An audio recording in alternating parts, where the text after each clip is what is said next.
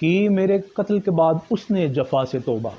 हाय उस जूद पशिमा का पशिमा होना। और गालिब साहब अगर आज जिंदा होते तो शादमा होते कि जनाब उनका कातिल फिर भी पशिमा तो हुआ, भले बहुत जूद फहम नहीं था, वो बड़ी देर से पशिमा हुआ, मगर हमारे जो लाहौरिये हैं उनके जो कातलीन हैं वो कभी पशिमा नहीं होते। और हमें ये बताते हैं कि जनाब इतने कत्ल हो गए, और पुलिस रिपोर्ट के मुताबिक साल 2024 में सिर्फ लाहौर में 476 अफराद कत्ल हो गए हैं भाई। और पुलिस ये रिपोर्ट, ये स्टैटिस्टिक्स हमें वहम पहुंचा रही है, वो समझती है कि शायद उसकी ड्यूटी पंजाब पुलिस की सिर्फ यही है। और सिर्फ पंजाब पुलिस की बात नहीं कही जाती यहाँ पे, और पंजाब पुलिस पे ही ये बारे गिरा नहीं है, मगर मैं आपको बताता चलूँ कि जो पॉलिसी साज हैं क्या वो ये समझते हैं हम उनके लिए शायद ये हैं कि मर्ग मरदूद फातिहा ना दरूद। और जो कुर्रम में और पारा चिनार में जो हो रहा है, मैंने आपको पहले भी बताया था पिछले प्रोग्राम्स में, अगर ऑल ओवर प्रोविंस हम देखें, पेशावर में साल में कितने कत्ल हो गए या पंजाब में कितने होते हैं, और ये सिर्फ लाहौर में 476 पुलिस आदाद-ओ-शुमार के मुताबिक अफराद कत्ल हुए हैं, तो भाई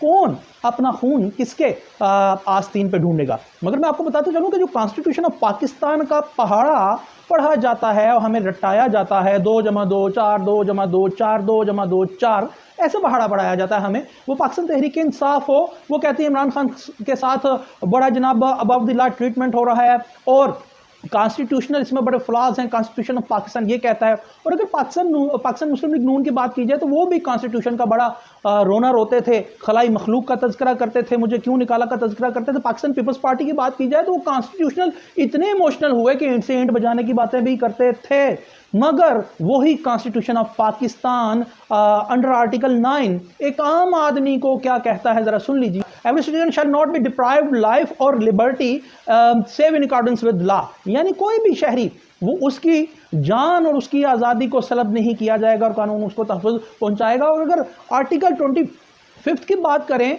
इक्वालिटी ऑफ सिटीजन्स की, तो वो आर्टिकल कॉन्स्टिट्यूशन ऑफ पाकिस्तान का वो क्या डिस्क्राइब करता है, वो कहता है कि all citizens are equal before the law and entitled to equal protection of law, यानी तमाम शहरी कानून के लिए बराबर हैं और तमाम शहरियों को यकसा कानूनी तहफ़्फ़ुज़ मिलेगा। तो यहाँ पे क्या है, यहाँ पे ये है कि आप सिर्फ लाहौर के, पाकिस्तान के एक शहर के और सूबाई दारुल हुकूमत के 476 अफराद साल 2024 में कत्ल हो जाते हैं। ये सिर्फ कत्ल की बात कर रहा हूँ, डकैती की नहीं, राजधानी की नहीं, चोरी चकारी की नहीं, इक़दाम कत्ल की नहीं, सिर्फ कत्ल की पुलिस स्टैटिस्टिक्स के मुताबिक।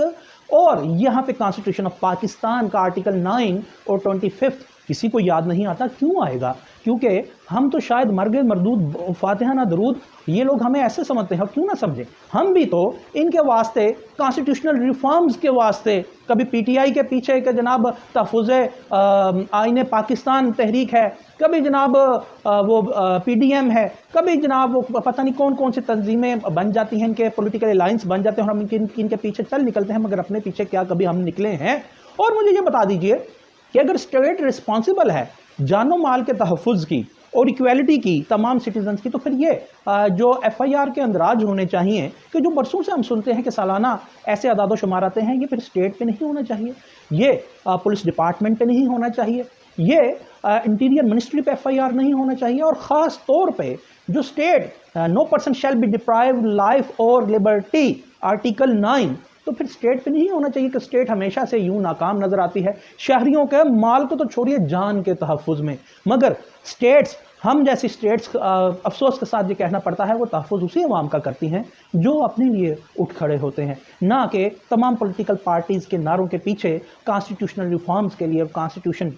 की एग्जिस्टेंस को और उसकी इम्प्लीमेंटेशन को बढ़ाने के लिए वो निकल पड़ते हैं, मगर अपने वास्ते कॉन्स्टिट्यूशनल, अपने कॉन्स्टिट्यूशनल राइट्स के वास्ते नहीं निकलते।